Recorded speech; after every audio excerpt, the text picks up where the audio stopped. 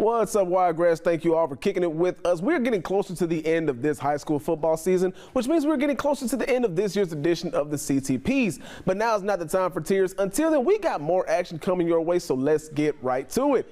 Coming in at number 5, we got the Abbeville Christian Generals taking on the Hooper Academy Colts, and we got the mailman Ahmad Billings airing this one out and connecting with his receiver Jaden Buchanan. And why do I call him the mailman, you might ask? Well, because this guy was out here delivering dots on this play. You can even call him the baker's man because he put this ball right in the breadbasket. And it's plays like this while his team is still undefeated on the year.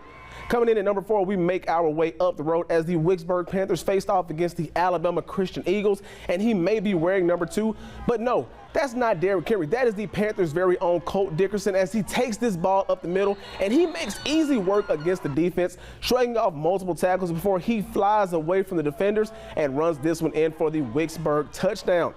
We've reached our halfway point in tonight's CTPs, but we ain't letting up just yet. Coming in at number 3, we got a battle between a group of Bears going up against some Purple Cats. And some might call him Ethan Simmons, but I call him Mr. Too Slippery. Shout out to boss man D-Lo on this play, Cottonwood QB. He takes the snap, stuns the defense by faking left before cutting it to the right, wiggling his way through a host of defenders before he breaks away into the open field. And it's nothing but green grass for my man as he puts the Bears on the board. And for our runner-up play of the night, we don't have to go too far as the Ashford Yellow Jackets host the New Brockton Gamecocks. And with Ashford facing a tough fourth down, they not only catch the Gamecocks defense slipping, but they also faked out our very own Joseph Sims, who was filming this game. Ashford gets to the line quick, and a simple quarterback sneak becomes something catastrophic for New Brockton as Xavion Johnson, he somehow breaks free from this pile. And if I'm on the Gamecocks team, he would not have to worry about me catching him. That man is gone, and he wasn't looking back. Literally, Johnson leaves the New Brockton defense behind him, and he takes it in, and he flexes on the haters. Now, it wasn't quite good enough to make my top 5 plays, but it was good enough to still be mentioned. It's the GW Long Rebels taking on the Houston County Lions, and we got a fresh fish on the line as Houston County's Kamarian May. He takes the snap, and somebody please cue up the theme song from Jaws because Mays is too busy looking downfield and doesn't even notice Evan Calhoun coming off the edge like a shark in the water. And kaboom!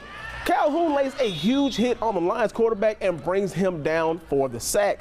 And last but certainly not least, we got our top play of Week 7, and this one has been shown some mad love over the past few days.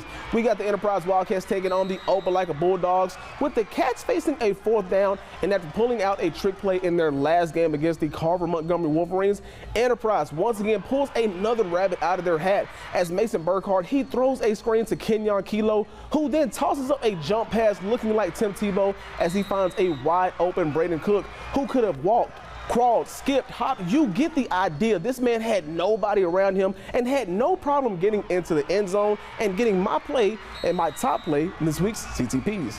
That's all the time that we have for sports, but we'll be right back after this.